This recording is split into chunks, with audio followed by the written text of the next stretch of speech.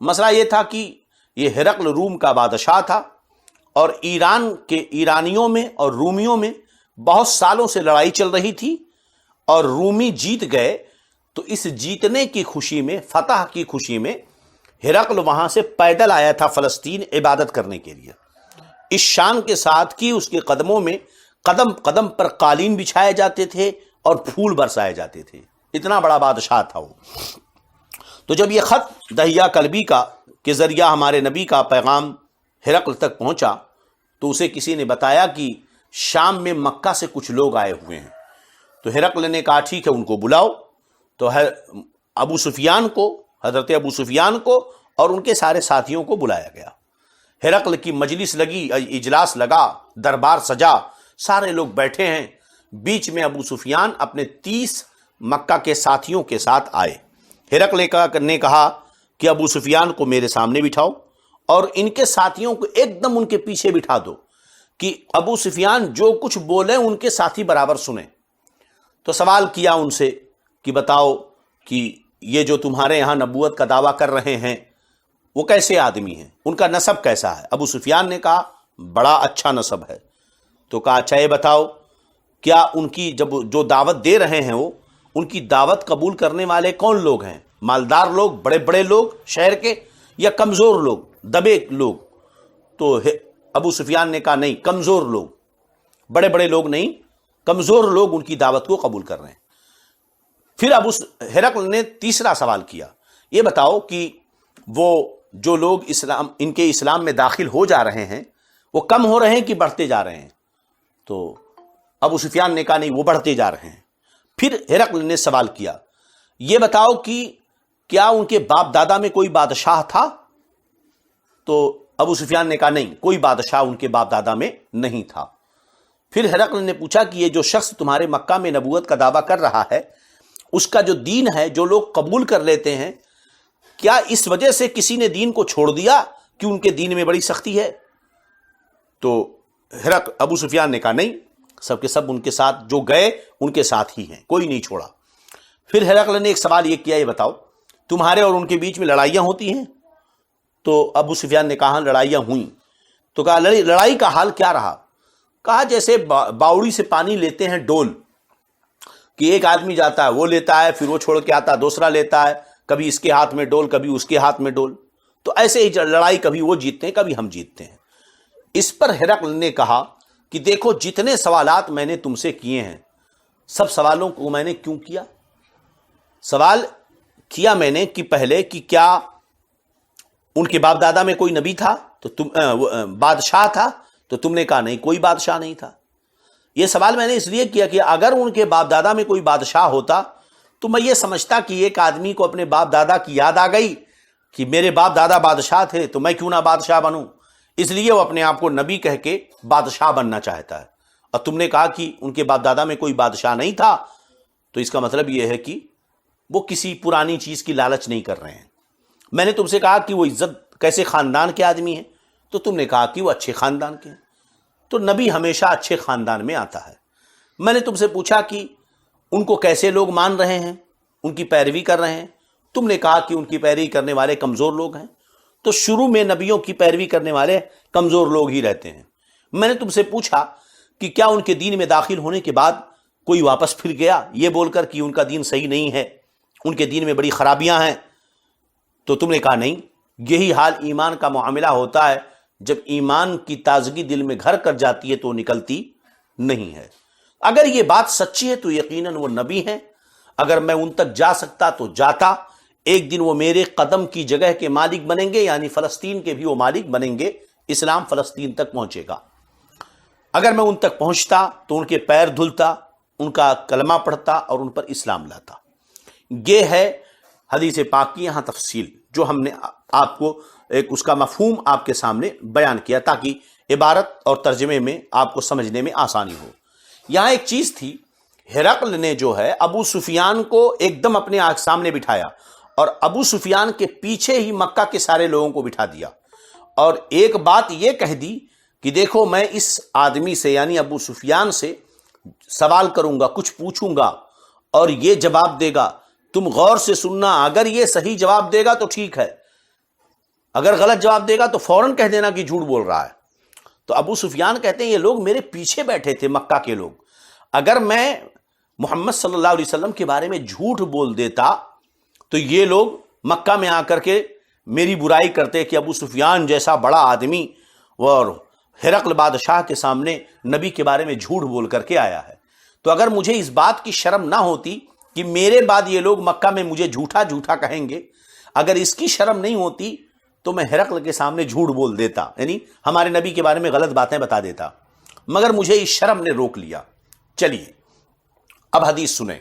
حدثنا ابو الیمان حکم بن نافع قال اخبرنا شعیب عن الزہری قال اخبرنی عبید اللہ ابن عبد اللہ ابن عتبہ ابن مسعود ان عبد اللہ ابن عباس اخبرہ ان ابا سفیان ابن حرب اخبرہ ان ہرقل ارسل الیہ فی رکب من قریش۔ امام بخاری فرماتے ہیں کہ ہم سے حدیث بیان کی ابو الیمان الحکم ابن نافع نے، وہ کہتے ہیں کہ ہمیں خبر دی شعیب نے، وہ روایت کرتے ہیں امام زہری سے، وہ کہتے ہیں مجھے خبر دی عبید اللہ بن عبد اللہ بن عتبہ ابن مسعود نے کہ بے شک عبداللہ ابن عباس نے انہیں خبر دی کہ بے شک ابو سفیان ابن حرب نے انہیں خبر دی، یعنی ابو سفیان ابن حرب ایمان لانے کے بعد وہ واقعہ بیان کر رہے ہیں کہ ہوا کیا تھا، کہ بے شک ابو سفیان ابن حرب نے انہیں خبر دی ان ہرقل ارسل الیہ، کہ بے شک ہرقل نے ابو سفیان کے پاس پیغام بھیجایا، فی رکب من قریش، جبکہ ابو سفیان قریش کے ایک قافلے کے ساتھ تجارت کے لیے تجارت میں تھے، تو ہرقل نے پیغام دے کر ابو سفیان کو بلایا کہ بے شک ہرقل نے ابو سفیان کو قریش کے ان کے ساتھیوں کے ساتھ بلا بھیجا کہ بلا لاؤ۔ کب؟ کہتے وکانو تجارن بالشام، اس حال میں کہ وہ لوگ شام میں تجارت کے لیے گئے ہوئے تھے۔ پھر سے ترجمہ سن لیں کہ بے شک ہرقل نے ان ہرقل ارسل الیہ فی رکب من قریش، بے شک ہرقل نے پیغام بلا بھیجا ابو سفیان کو ان کے ساتھیوں کے، قریش کے ان کے ساتھیوں کے ساتھ، جبکہ وہ تجارت کی غرض سے ملک شام میں تھے، فی المدت التی، اس زمانے میں، التی کان رسول اللہ صلی اللہ علیہ وسلم ماد فیہا ابا سفیان و کفار قریش، فی المدت التی، اس زمانے میں جس زمانے میں رسول اللہ صلی اللہ علیہ وسلم نے صلح فرما لی تھی ابو سفیان سے اور قریش کے کافروں سے۔ فَأَتُوهُ وَهُمْ بِإِلْيَا، تو ہرقل وغیرہ ابو سفیان وغیرہ کو لایا گیا اس حال میں کہ ہرقل اور ان کے ساتھی ایلیا میں تھے۔ کہاں تھے؟ ایلیا میں تھے، یعنی بیت المقدس میں تھے۔ فَدَعَاهُمْ فِي مَجْلِسِهِ، تو ان سب کو، یعنی ابو سفیان اور ان کے ساتھیوں کو ہرقل کے اجلاس میں بلایا گیا۔ وَحَوْلَهُ عُظَمَاءُ الروم، اور ہرقل کے ارد گرد روم کے بڑے بڑے لوگ امراء وزراء موجود تھے۔ ثم دعاهم، پھر ہرقل نے انہیں اپنے قریب بلایا۔ ودعا ترجمانہ، اور اپنے ترجمان کو بلایا۔ ترجمان کسی کو بولتے ہیں؟ جیسے ودیش منتری، ترجمان اسے کہتے ہیں جو ڈیلیگیٹ جاتا ہے، جو دو زبانوں کا ماہر ہوتا ہے، یعنی ادھر کی بات کو اگر ایک آدمی ہندی جانتا ہے، اردو جانتا ہے، اور سامنے والا عربی جانتا ہے، تو ایک شخص بیچ میں ہوتا ہے دونوں کی باتوں کو سمجھانے کے لیے، کہ عربی بولنے والے کی عربی کو سن کر ادھر اردو بولنے والے کو اردو میں ٹرانسلیٹ کر کے بتاتا ہے انہوں نے یہ کہا، پھر ادھر سے اس کی اردو سن کر عربی میں ٹرانسلیٹ کر کے اس کو بتاتا ہے کہ انہوں نے یہ کہا۔ اسے کیا کہتے ہیں؟ ترجمان۔ انگلش میں کیا کہیں گے اسے؟ ٹرانسلیٹر۔ ہاں، ٹرانسلیٹر ہوا جو ادھر ترجمہ دونوں طرف کی باتوں کو سمجھاتا ہے، بہرحال ٹرانسلیٹر۔ تو اپنے ترجمان کو بلایا۔ فقال، تو ہرقل نے کہا، ایکم اقرب نسبا بہذا الرجل، تم میں سے کون نسب کے اعتبار سے اس آدمی سے زیادہ قریب ہے، الذی یزعم انہ نبی، جو آدمی یہ گمان کرتا ہے کہ وہ نبی ہے، مطلب یعنی جو شخص مکہ میں اپنے آپ کو نبی ہونے کا دعویٰ کر رہا ہے، تم لوگوں میں سے کون اس کے زیادہ قریب ہے نسب کے اعتبار سے؟ تو ظاہر سی بات ہے کہ ابو سفیان یہ زیادہ قریب تھے ہمارے نبی سے۔ چلیے، قال ابو سفیان کہتے ہیں فقلت انا، میں نے کہا میں، انا اقربہم نسبا، ان سب میں اس آدمی سے نسب کے اعتبار سے زیادہ قریب ہوں۔ فقال ادنوہ منی، تو ہرقل نے کہا اس کو میرے قریب لاؤ۔ فقربوا اصحابہ، تو ہرقل تو جو ہے ان کو ان کے قریب لایا گیا۔ فجعلوہم عند ظہرہ، تو انہیں ابو سفیان کے پیچھے بٹھایا گیا، یعنی ابو سفیان کو بھی بلایا گیا اور ابو سفیان کے ساتھیوں کو بھی بلایا گیا، اور ان ابو سفیان کے ساتھیوں کو اس کے پیچھے بٹھا دیا گیا۔ ثم قال لترجمانہ، پھر ہرقل نے اپنے ٹرانسلیٹر سے کہا، ترجمان سے کہا، قل لہم، ان سب سے کہو، یعنی ابو سفیان سے نہیں، جو ابو سفیان کے پیچھے مکہ کے لوگ بیٹھے تھے ان سے، قل لہم، ان سے کہو، انی سائل عن ھذا عن ھذا الرجل، میں اس سے یعنی ابو سفیان سے پوچھنے والا ہوں اس آدمی کے بارے میں، یعنی جو نبی ہونے کا دعویٰ کر رہا ہے۔ فَإِن كَذَبَنِي فَكَذَّبُوهُ، اگر یہ مجھ سے جھوٹ بولے اس آدمی کے بارے میں تو تم سب لوگ اسے جھٹلا دینا، بول دینا فوراً کہ وہ جھوٹ بول رہا ہے، تم اسے جھٹلا دینا۔